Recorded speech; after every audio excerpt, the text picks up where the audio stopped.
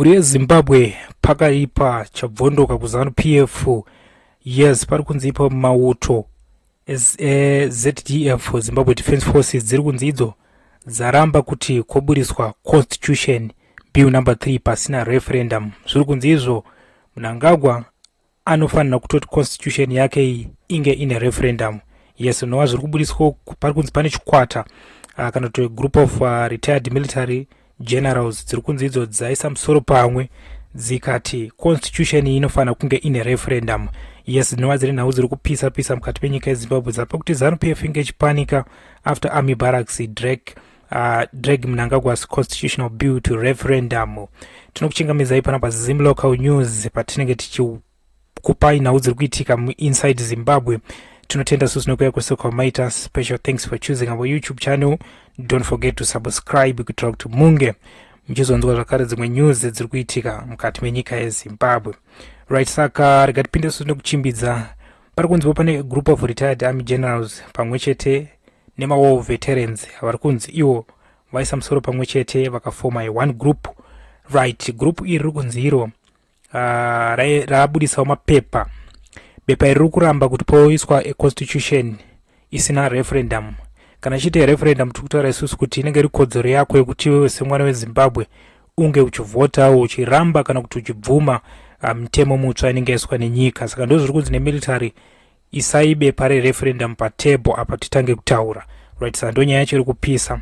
Tension arising inside Zimbabwe's political and military cycles after a group of retired military generals and senior civil servants who are former liberation war combatants formally submitted a petition to Parliament opposing the proposed constitutional amendment bill number 3 of 2026. In a letter dated 12 March 2026 addressed to Clerk of Parliament at the Parliament building in Mount Habden, Harare, the retired commander said the controversial constitutional changes should not be decided by Parliament alone, but must be subjected to a national referendum so that ordinary Zimbabweans can directly decide. The group said they were responding to Parliament's call for public submission in terms of Section 328 of the Constitution of Zimbabwe, which requires lawmakers to invite citizens to express their views on proposed constitutional amendment through public meetings and written submission. In their submission, the retired liberation war fighters said they were not writing rebels or enemies of the ZANU-PF party, but as veterans who sacrificed their lives during the liberation struggle for Zimbabwe to govern themselves.